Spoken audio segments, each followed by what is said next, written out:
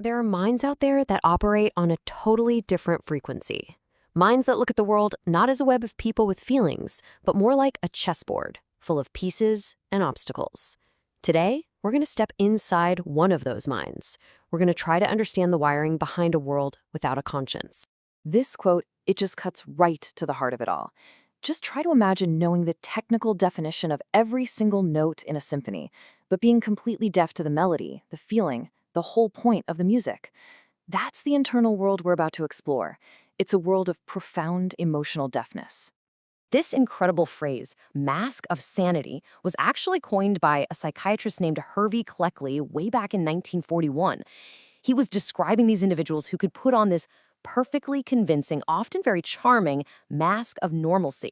But right underneath that mask, there's a void, a personality that is fundamentally, structurally different from our own.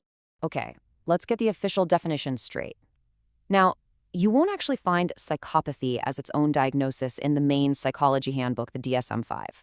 It's technically under the umbrella of antisocial personality disorder, or ASPD. But here's the thing that really separates a classic psychopath. It's that profound, chilling lack of emotion and empathy. That's the core of it. So, what does this mask of sanity actually look like in the real world? What are the specific traits you might be able to see? Let's start peeling back that first layer. These right here, these are the tools of the trade, straight from the famous Psychopathy checklist. Think of this as their performance package. The charm isn't genuine, it's a weapon. Their ego, their sense of self-worth, is massive, and the lying, it's as natural to them as breathing. But the most crucial part is what's missing, the internal brakes that most of us have. Guilt, remorse, empathy. They can hurt you and feel absolutely nothing. And this just shows you the other side of the coin so perfectly. Because behind that smooth, calculated performance is often a life of total chaos. They have this constant, gnawing boredom that drives them to seek out stimulation, any stimulation. And that leads to impulsivity, irresponsibility, and just living off of other people. They might talk a big game about their grand plans, but their actions show you they're living purely for the moment. So, we've seen the behavior on the outside. Now let's go deeper. What is actually happening inside their brain to create this reality? What does the wiring look like in a mind that, as we said, just can't hear the music of emotion? Now this is where it gets really interesting, because you can literally see how the biology maps to the behavior. The amygdala, that's like our brain's emotional alarm system. And the prefrontal cortex, that's the CEO, the part that makes decisions and controls our impulses.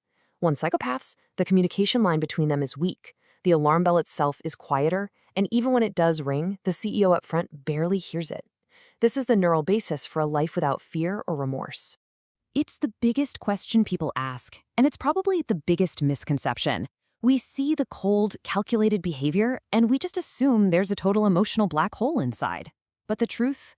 Well, the truth is more complex, and frankly, it's even more unsettling. The key idea here is something researchers call mental myopia, or short-sightedness. It's not that they can't process emotion, it's that they just don't. See, when you force them to focus on, say, a picture of a scared face, their brain can actually light up normally. But the second their attention shifts to a goal, something they want, all that emotional data gets ignored. It's like their mind is a spotlight that only lights up the prize, plunging everything else, including your feelings, into total darkness. So if fear, guilt, and love aren't in the driver's seat, then what is? What is this powerful engine that pushes them to chase their goals with such a relentless, single-minded focus? The answer, it turns out, is dopamine. When a psychopath locks onto a goal, their brain's reward system can flood with up to 4 times the normal amount of this powerful chemical. It creates this intense, laser-like focus. The anticipated high of getting what they want is so overwhelming that it just completely drowns out any thought of risk or punishment or the harm they might cause. It's like the carrot is so huge, the stick might as well not even exist. And this is what that engine of desire is chasing.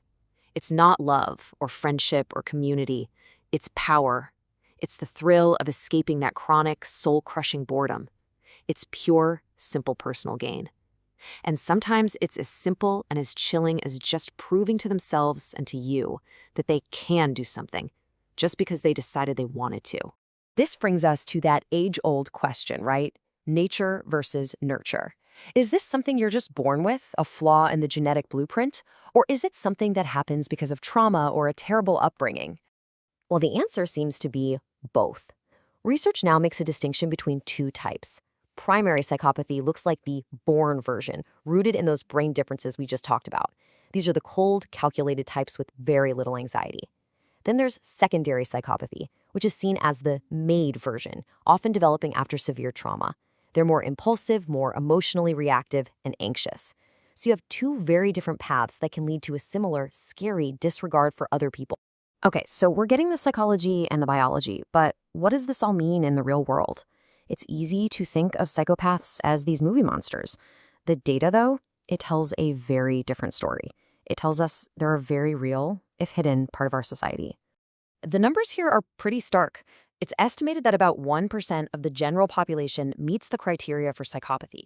That's 1 in every 100 people you meet. But now look at the prison population. That number just explodes to a staggering 25%. So, yeah, there's a clear link to criminal behavior. But that also raises a really big question. What about all the ones who aren't in prison? And that brings us to the most chilling idea of all, the successful versus the unsuccessful psychopath. The unsuccessful ones, maybe they have more obvious brain impairments, are the ones who get caught and end up in prison for violent crimes. But the successful ones? They might have better impulse control. They use their charm, their manipulation, and their absolute lack of empathy to climb the corporate ladder or the political one, causing immense damage without ever breaking a law in a way that gets them caught. So the final takeaway is this. The true mask of sanity isn't just about hiding some violent monster. It's about blending in perfectly. They aren't just characters on a screen. They're a small but very real part of the human landscape, playing by a completely different set of rules. And the real question isn't just what's going on in their minds, but who they are and just how close they might be to you.